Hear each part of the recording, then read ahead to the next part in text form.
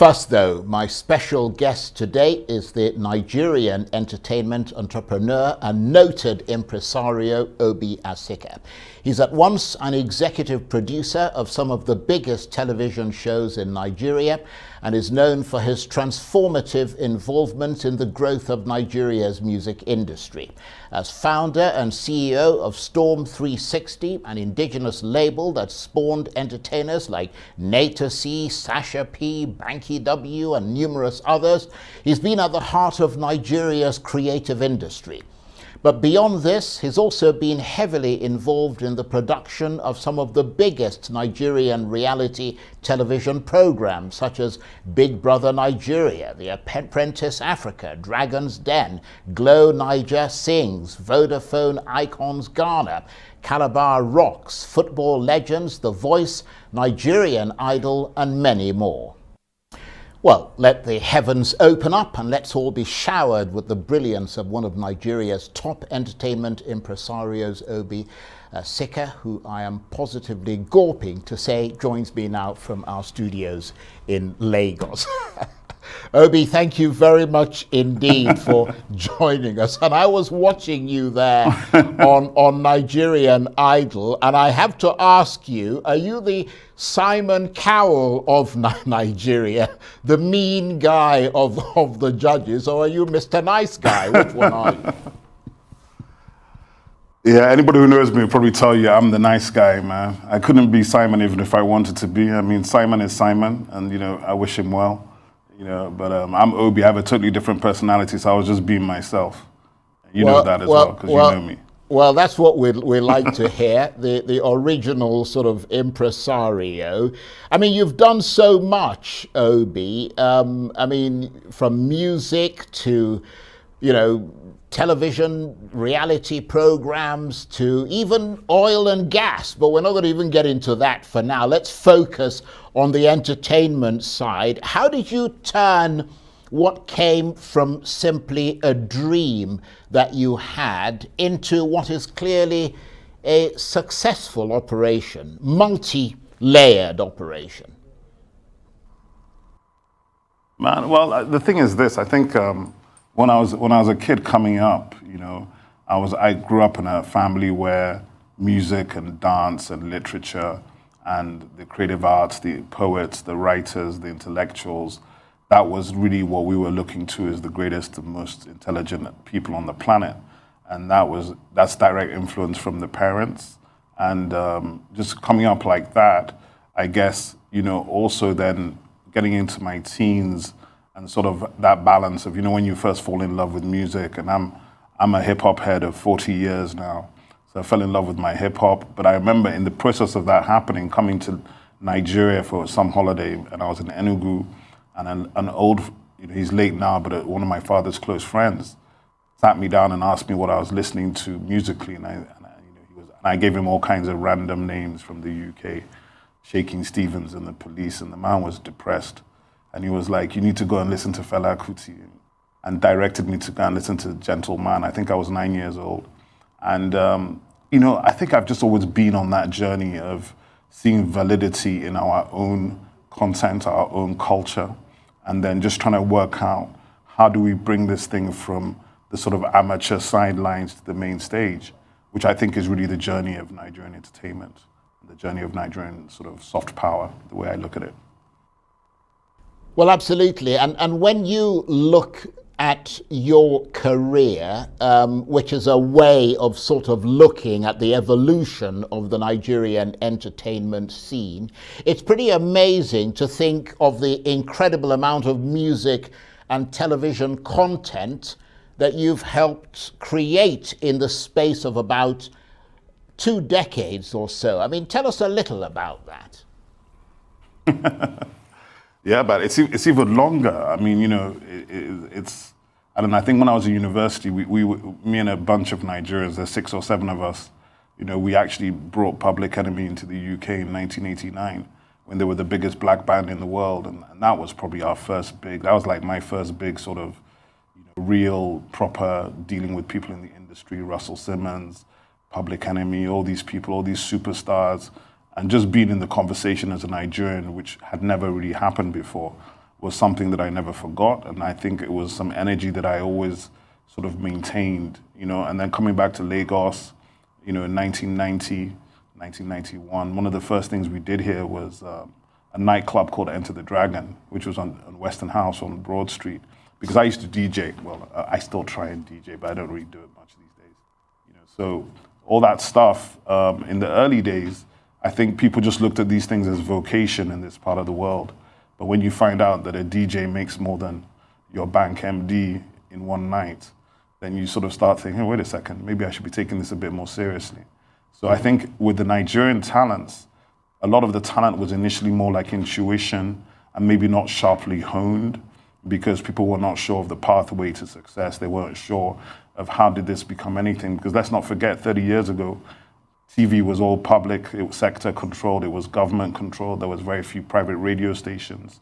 There wasn't that much push, but I think a big push was the indigenization of content for local radio stations. That had a big impact. We had a TV show we created called Clapper Road Weekend Raps in 1991, 92.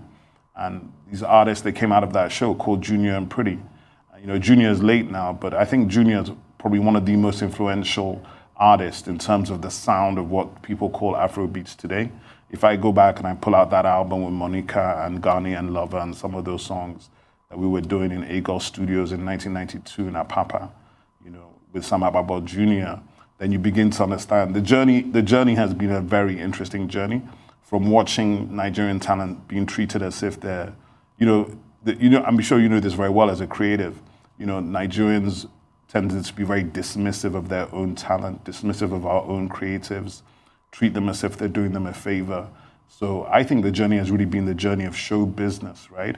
So we've spent the last maybe decade now validating the show. I don't think anybody in Nigeria would argue about the validity of Nigerian show business, the validity of our comedians, the stand-up comedy, the fashion, the food, the music, Nollywood, and they're all interconnected, okay?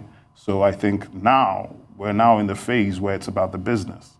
How are we gonna connect all these things, create more platforms, more opportunities, and monetize more people and build scale? Okay, Yeah, well, it's been an I'll tell you incredible what, journey. Obi, please stay with us. I don't mean to interrupt you. We want to talk with you some more, and we shall come straight back to you. You're watching the Arise interview. Plenty more still ahead as we continue our chat with the Nigerian entertainment impresario, Obi Asika. Stay with us. Welcome back to the Arise interview. I'm Charles Aniagolu, and today we are banging the drum for Nigerian music and television entertainment with one of this country's top entertainment impresarios, Obi Asika. Having attended Eton College, the exclusive boarding school in the UK, regarded as one of the most prestigious secondary schools in the world, the so-called nursery of England's gentlemen, which counts Boris Johnson and Prince William among its graduates, Obi Asika perfected a beguiling flair for music and television and for pitching programs to the biggest financiers, but in a way that didn't make them wince. He was knowledgeable without affectation, he never seemed overawed, and his enthusiasm and love for entertainment always shone through. And today, he's best known for managing some of the biggest names in the music business and for executive producing some of the best known and best loved reality TV programs, including Big Brother Nigeria. Here he is talking about being the big boss. Don't talk about it, be about it, okay? Talk is cheap, get it done. That's the first thing. The second thing is you've got to look people in the eye when you're dealing with them, because you've got to be confident, you've got to be able to be articulate, and you have to have integrity. That's the second thing. The third thing is when you come out and you're trying to be a boss, you can't be working less than your team. So it's a perfect example, okay? You've got to work hard. If you're not working hard, your team's not gonna work hard, all right? Fourth thing is about, well, it's about working hard as well, but it's really about how you work. Smart work. This is 2016.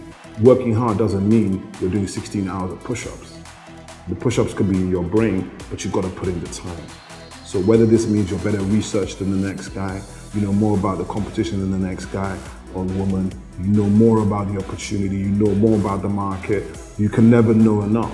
So knowledge is absolutely key, right? And then the final thing, it's not the final thing, there's so many things involved. You have to work out a road to market. What's your opportunity? Who is your market? Who are you talking to? Who are you selling to? What's the product you're selling? And how are you going to get it to them? That outstanding Nigerian entertainment entrepreneur, Obi Asika, is still with me from our studios in Lagos. Thank you very much indeed for staying with us. And of course, you, in the course of your work, have to pick and choose the right talent and the right programs that you want to work with or you want to bring to the small screen. In terms of the programs, for instance, like Big Brother, is the trick to try and use established brands to try and attract new audiences?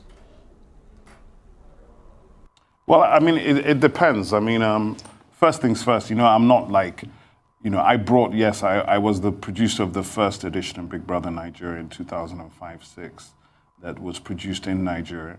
And, but it's owned by Endemol, which is one of the 2 or 3 biggest television format companies in the world. We established Endemol Nigeria here, I think, in 2005 to make that happen. But the thing about it is the format is licensed and owned by Mnet. And now these days, the Mnet produces themselves through Mnet Local Productions. So all brands deal with the formats based on, because formats really are marketing platforms. Television is a marketing industry, and there's a lot of data that brands look at to determine, okay, this fits my demographic, it has a lot of talkability, a lot of people are engaging this, and then it goes. I mean, I can't imagine how big that first Big Brother would have been if we had social media in 2006. It would have been absolutely enormous. It was the biggest show Mnet had ever had on the continent, and it still remains the biggest format. I mean, our source of pride is that there are certain things that you see in Big Brother Nigeria that were inserted from us, from our production, that had never happened in Big Brother in any other country. And Mnet have kept them in, including that the eviction specials on Sundays, the Friday night music, the sort of indigenous look and feel of the fashion and the music. Because all these things were important to me and to my team, because we were trying to do something and embed that sort of Nigerian soft power, that culture, that our DNA into all of these programs, whether it was music, whether it was television, whether it was live events or whatever. It was really about communicating that essence, which had really been obscured for many, many years or never even had the opportunity to be communicated. It's really interesting listening to you talk about these things, and I hope there are quite a lot of younger people who are also watching and listening. But how did you learn to be at the top of these programs and productions? I mean, obviously you have a team of people who oversee some of the production, the television programs, etc., but you're sort of on top of the totem pole. Well, I see the thing is this, I think it's a connection that I have to make in the sense that the entrepreneurial energy that we used to unlock the Nigerian entertainment space, be it Nollywood, be it Afrobeats, be it the reality show side of what you're seeing and then now cinemas, is the same energy that is unlocking the fintech space. It's the same energy that's unlocking Nigerian creativity.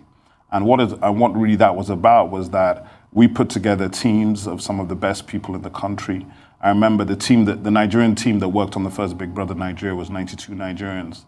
And every single one of those people has gone on to do a lot more work and is still working today in this industry as television executives, producers, content producers, writers, script writers. And the thing about it, I think people have to understand, is that the talent you see on screen is only 1% of the, it's like in television news, right? They see you on air, but they don't realize there's 60 people off air working to make everything look good. So, the entertainment industry and the creative industries offer millions of potential jobs for Nigeria and for Nigerians. And it's something that, I'm really happy to have been part of the growth of. And are you still at the top of the totem pole in your productions in the studio, or have some younger people knocked you off that totem pole? Oh, duh, man. Hey, listen. This is if it's on the music side, we're not even we're not even in the building at the moment. But I think we're about to come back because you never really leave it alone. I mean, for me, it's really just exciting, and I'm proud to see the sort of growth, right? I've seen. I don't want to start talking about individual artists, but if I tell you that a lot of the artists that we see today, superstars, kind of came through us. And we've seen them grow, and it's not even just the artists, it's the executives in the music industry as well, who are doing everything from live production to technical to interactive to video directing. There's so many of them, and they continue to grow and thrive. And you're talking about WizKid selling out the O2 3 nights in London, 54,000 tickets in like 5 seconds.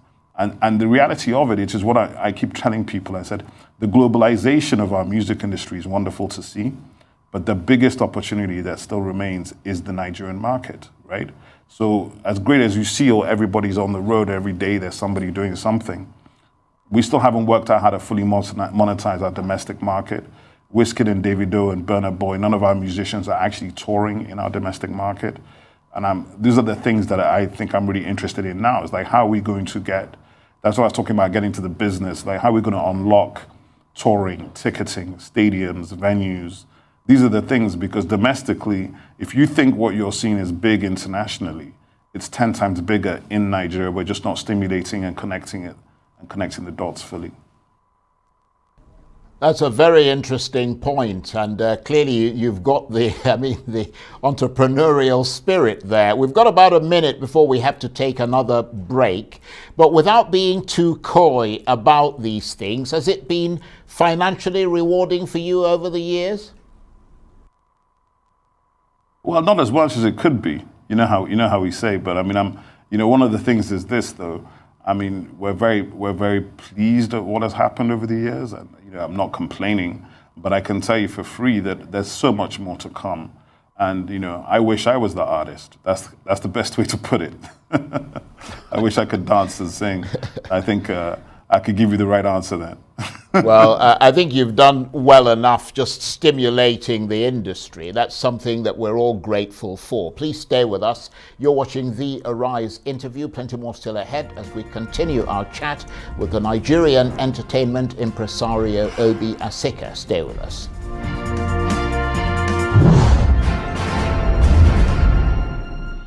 Welcome back to the Arise interview, where we speak to the newsmakers as well as ordinary people doing extraordinary things around the world and featuring the voices at the heart of the stories. I'm Charles Aniagolu. Now, if there was a West African equivalent of the Hollywood Walk of Fame, the Nigerian entertainment impresario Obi Asika would have his own star on it. And that lofty recognition would not just be for his services to the world of music and his discovery of stars like Nato C, Banky W and Sasha P, but also for his television work, bringing to life shows like Big Brother Nigeria, Nigerian Idol, The Voice, Dragon's Den, Football Legends, Vodafone, Icon Ghana, and many more. You could say that he's helped to change the face of show business in West Africa and to recreate the golden days of music and television in Nigeria, managing everything from record labels to visual content production. And I'm thunderously delighted to say that the Nigerian entertainment impresario Obi Asika is still with me from our studios in Lagos. Obes, thank you very much indeed for staying with us. Now, people know that I know you because I've called you Obes, but tell us a bit about your sort of background. I mean, your father was an academic and an intellect who later became the administrator or governor of East Central State when the whole of the Southeast was just one state, didn't he? Tell us about that. Well, I don't know how much to tell because, obviously I was very, very young, but I'm very proud. I'm from Onitsha. My mother's from Owerri, so I have my Owerri people, Igbo Owerri, were in the building. I have to rep them always as well. I'm a titled man. I took my Ozo title like 1994. So whenever people see me dressed like that, they're like, you have it, congratulations. I'm like, 27 years ago. But yeah, you know what that's about as well. I mean, in terms of the old man and his legacy, I think, he had the hardest job in life, right? Which I'm sure you know the circumstances, and we're extremely proud of him, especially the fact that, with dignity and civility, he rebuilt his people and his land, and didn't try to take any undue credit for anything. But anybody who does the deep work and really understands this country will know the extent of work done to reposition and put the East in a position where it was number one across many indices of national development by 1974, 75. So, yeah, that's it. My mother was an incredible person. Both my parents are late. I'm very privileged to have them. I have two sisters and a much younger, three sisters actually. One who's much younger, and then two sisters who are closer to my age. Everybody's been successful. The family legacy is kind of tied up in. So I've opened up an innovation hub in Onitsha called Ibaji, which is the name is based around my late father's title, but it's also where we have, because I'm very much a believer in innovation. The co-founder of a conference called Social Media Week Lagos, which has been the biggest in the innovation space in Africa for the last decade. And when I talk innovation, I don't just mean innovation in the trendy sort of tech way, but innovation in the sense that Africans have indigenous innovation. And that's what my hub is kind of focused on. We have a STEM academy, and we have all the sort of the works, the museum, the family museum with about 1,000 pieces of Nigerian and African antiquities, and over 100,000 images and 10,000 documents from the East Central State. So we'd certainly love to talk about that at some time in terms of the kind of work we're hoping to do there. Ed Kiezo, the historian, is a co-founder of my hub. So in terms of the family background and the legacy, I'm very, very keen and very interested. I'm a very proud Nigerian and very interested in how we move forward, especially the east of Nigeria, and is better connected to the rest of the country, better infrastructure. And really, my hub is about unlocking those opportunities and bringing that sort of mindset to Onitsha, which even today, a lot of people don't know is the second largest metropolitan area in Nigeria after Lagos. I was speechless when I found that out myself. Yeah, well, I mean, it's interesting that you talk about unlocking opportunities, and I'm glad you're talking about that because, I mean, you yourself had a lot of opportunities, didn't you? I mean, you had a pretty top-notch upbringing. I mean, you not that many Nigerians or Africans have the opportunity to attend Eton College, considered one of the most prestigious secondary schools in the world, which counts the UK Prime Minister Boris Johnson, Prince William among its graduates. I mean, what was it like attending such a school? Yeah, it was. I had a great time. I did well, there. It was something that it wasn't planned. It happened from when I was in prep school. When I remember I was 10 years old and my headmaster asked me where I was going to school, and I said I thought I was going to go to a school called Marlborough because my best friend was going there. And he said, no, you're going to go to Eton. And I was like, what's that? And we then went down to the school and had to do a school. When you're 10, you have to do like a school entrance exam. If you pass that, then you're allowed to take the school entrance, which is that's how I went to Eton. And then I told my father, I've got a place at Eton, and he was like, oh, okay. Kind of like me, not very impressed, but everybody else was impressed.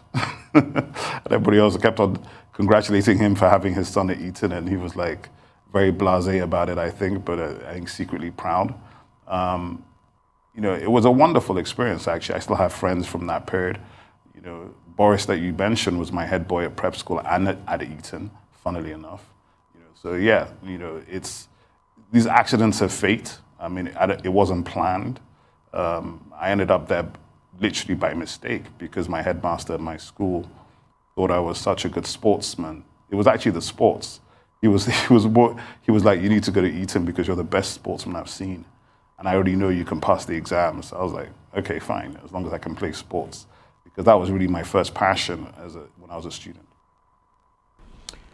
Very interesting. And you went on from attending Eton College to the University of Warwick, where you studied law. So how did your trajectory move from law to entertainment? No, my trajectory was always entertainment. I was DJing clubs in London at 15, 16, even before I went to university. And even at university, anybody that knows me knows I was promoting club nights on campus. I was DJing them. And when you're a promoter, you can't afford the DJ, so you become the DJ yourself. And I brought that same energy back to Lagos in 1991, and that's when we started Enter the Dragon, which was, again, we started from club life, right? From club nights and promoting events and going through that whole agony of, are they showing up? Is anybody coming? Anybody who's ever run an event in their life, they know that thing of sitting there on the first day or the first night and just panicking because there's nobody there. So we did all of that. Probably had the first flyers running out in this country with Jimmy Jad in 1991, Howie T, my friend who's now late, GMG, and just sort of, I'm happy that if I look back, I can track a lot of history, whether it was Enter the Dragon, whether it was Clapperboard Weekend Raps, whether it's Junior and Pretty, whether it was doing Nigeria 99 in 1999 with FIFA, and doing the first concerts at the Polo Club. I took Labajan and Black He and Daddy Shoki. And after that, Star Mega Jam was at the Polo Club for like 8 years in a row. So we've always been lucky to be first. Sometimes when you're first, it doesn't necessarily mean you got paid the most because you're ahead of the curve. So sometimes now we're trying to slow down so we can get paid as well. Well, absolutely. And I mean, you've worked with quite a few sort of artists. Just looking at the music side of things, is it difficult working with sort of different artists with different personalities and getting them to do what you want them to do? I mean, is it, because you tend to get the sense of sort of musicians being a little bit out there sort of thing, especially when they start becoming famous. Well, I think first of all, even before I answer that, let me clarify something, because you said it a couple of times. I mean, Banky W is family to us, but he wasn't a Storm artist in that regard, even though we were very much involved in supporting when he first came out. So I just wanted to say that. But yeah, in terms of artists, all creators, whether they're actors, artists, visual artists, they all have a little bit of something in them. And the key to the genius is how to manage that thing they have in them. So when they're expressing themselves, it can be sort of formatted and put in a way that the public can consume it. And that's kind of the trick, because there's so much talent in Nigeria across so many different spaces. And it's really about finding what's unique about the specific artist. They could be a rapper, they could be a singer, they could be an acoustic artist, they could be just a great live performer. But the thing about it is, what's your USP? What's unique about you? Why should I pay attention to you? Why should the public care? And if you find those things and the person's actually good looking and can dance and sing and perform, then you might have something on your hands. It's not an exact science. If it was an exact science, then artists would never have a dry spell where they don't have hit records for years, right? Because artists will tell you, they go through creative, walls where they can't find that melody, they can't find that record, they can't make it happen the way they want to make it happen. So that's definitely been something it's always difficult to manage in that regard. Well, you've sort of answered the question I was going to ask you, which is what determines, who you work with and what you sort of choose in an artist, whether it's originality and how you sort of make that decision and so on. But I wondered if there are some people that you've worked with who wanted to sort of throw you into the crazy house, or that you wanted to throw into the madhouse yourself. Yeah, there's all sorts of interesting situations, but we keep those war stories for private days. I mean, we're never going to be talking negatively about talent, because the truth of the matter is the talent have the hardest job in the world, right? They're the ones that are sort of, they receive all the hype, but they also receive all the drama, they receive all the pain, they receive all the negativity from the audience and from the crowds and the public and the press. So there's a lot to manage. And really the thing about it is to try to help them manage all that drama and come out of it sane on the other side. And when you watch some of the biggest talents we have and that we have had over the years, you will see that, the hardest thing is just to maintain and stay in your lane and see how you can keep winning. And anybody who's had more than a 5-10 year career, because typically, for example, I tell people all the time, I mean, if you think about it, a boy band typically has 2 albums, right? P Square had 15 years. Our people have done really well to stretch their opportunities. People have been relevant for 20 years, like Two-Face. Yeah, that's a big thing. It's not something that happens in every market or in every country. And there are of course always dramatic incidences, but I think the positives always outweigh the negatives. Otherwise, you wouldn't even do it in the first place. And we've got about a minute or so left. And the big goal for you was always what? To produce the best, to top the charts, the box office, the audience ratings? No, I think the big goals haven't even been achieved yet. But the thing is, if you're sitting in a bedroom, whether it was in Ikoyi or Mushin or Agege or wherever, Surulere, Enugu, Aba, Kaduna, Kano, in 1989, 88 through to 98, and you're just dreaming about what is possible.